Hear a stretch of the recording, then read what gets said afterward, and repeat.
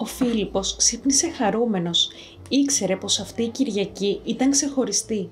«Γιαγιά, γιατί σήμερα είναι τόσο σημαντική μέρα?» «Γιατί σήμερα ο Χριστός μπαίνει στα Ιεροσόλυμα σαν βασιλιάς, αλλά όχι με άλογα και στρατό. Μπαίνει ταπεινά πάνω σε ένα γαϊδουράκι». Ο Φίλιππος και η γιαγιά πήγαν στην εκκλησία, όπου ο ιερέας μοίραζε κλαδιά από φοίνικες στα βάγια. «Γιατί κρατάμε βάγια?» «Γιατί ο κόσμος τότε έστρωνε βάγια στον δρόμο και φώναζε οσανά, δηλαδή δόξα στο Χριστό». Ο Φίλιππος κοίταξε τα βάγια που κρατούσε και ένιωσε σαν να ήταν και εκείνος ανάμεσα σε εκείνους που καλωσόρισαν τον Χριστό. «Άραγε γιαγιά, σήμερα γιορτάζουμε, αλλά αύριο αρχίζει η Μεγάλη Εβδομάδα?» «Ακριβώς, μικρέ μου, και τώρα ξεκινάμε το πιο σημαντικό κομμάτι του ταξιδιού μας». Ο Φίλιππος ήξερε πως οι επόμενες μέρες θα ήταν ξεχωριστές. Η γιαγιά του υποσχέθηκε ότι κάθε μέρα της Μεγάλης Εβδομάδας θα του έλεγε τι συμβαίνει και γιατί είναι τόσο σημαντική. «Είσαι έτοιμος για το τελευταίο και πιο μεγάλο μέρος του ταξιδιού?» «Έτοιμος, γιαγιά», είπε ενθουσιασμένος. Μετά την Κυριακή των Βαΐων, ο Φίλιππος ένιωθε ότι το ταξίδι του είχε φτάσει στην πιο σημαντική στιγμή. Η Μεγάλη Εβδομάδα ήταν μπροστά του και ήξερε ότι θα ανακαλύψει πολλά. «Γιαγιά, τι σημαίνει Μεγάλη Εβδομάδα?» ρώτησε με ενδιαφέρον. «Η Μεγάλη Εβδομάδα είναι η εβδομάδα που γιορτάζουμε τα πιο σημαντικά γεγονότα στη ζωή του Χριστού. Είναι η εβδομάδα που ο Χριστός σταυρώνεται και ανασταίνεται για να μας σώσει». Ο Φίλιππος είχε ακούσει την ιστορία της Μεγάλης Συγχώρεσης του Χριστού. «Γιαγιά, τι είναι Μεγάλη Δευτέρα?» «Τη Μεγάλη Δευτέρα, ο Χριστός μας μιλάει για τη συγχώρεση. Όπως η παραβολή της άκραπης σικιάς μας θυμίζει ότι αν δεν αγαπάμε και αν δεν συγχωρούμε, είμαστε σαν τη σικιά που δεν καρπίζει.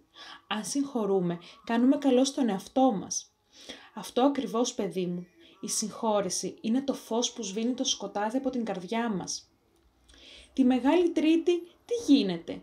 «Τη Μεγάλη Τρίτη, ο Χριστός μας λέει να είμαστε πάντα έτοιμοι για το ταξίδι μας στον ουρανό, όπως οι φρόνιμες παρθένες που είχαν λάδι στα λιχνάρια τους. Άρα πρέπει να προετοιμαζόμαστε για το καλό και να μην το αφήνουμε για αργότερα, έτσι?»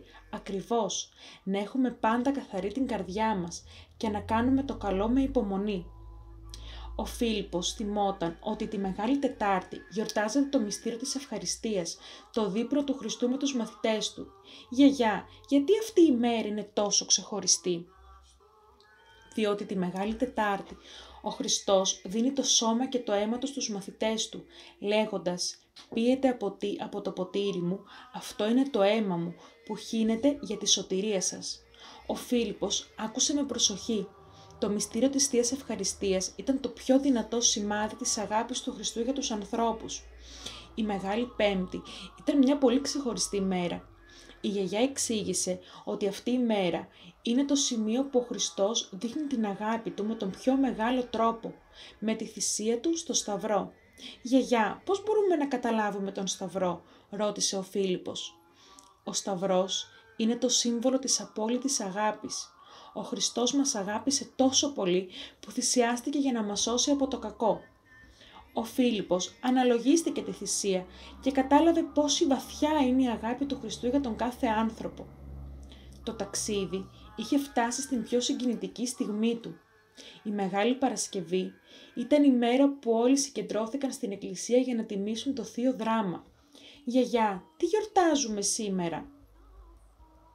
«Σήμερα θυμόμαστε τη στιγμή που ο Χριστός σταυρώνεται και θυσιάζεται για τον κόσμο. Ο Χριστός πέθανε για να μας ελευθερώσει από την αμαρτία μας και για να μας δείξει το δρόμο της αγάπης και της συγχώρεσης». Το ταξίδι της Σαρακοστής τον είχε προετοιμάσει και ένιωθε μια βαθιά θλίψη αλλά και μια αίσθηση ελπίδας. Ο Φίλιππος ήταν γεμάτη ανυπομονησία γιατί ήξερε ότι η Ανάσταση ήταν η στιγμή που περίμεναν όλοι. «Γιαγιά, τι συμβαίνει τη νύχτα του Μεγάλου Σαββάτου?»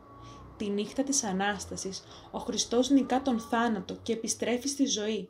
Όλοι στην εκκλησία κρατάμε το αναστάσιμο φως για να θυμόμαστε ότι το φως του Χριστού νίκησε το σκοτάδι του θανάτου». Ο Φίλιππος κράτησε και αυτός το αναστάσιμο κερί και ένιωθε τη χαρά και τη δύναμη της Ανάστασης να πλημμυρίζει. Η Κυριακή του Πάσχα έφτασε και ήταν η πιο λαμπρή στιγμή του ταξιδιού. Ο Φίλιππος είδε την εκκλησία γεμάτη χαρά και φως.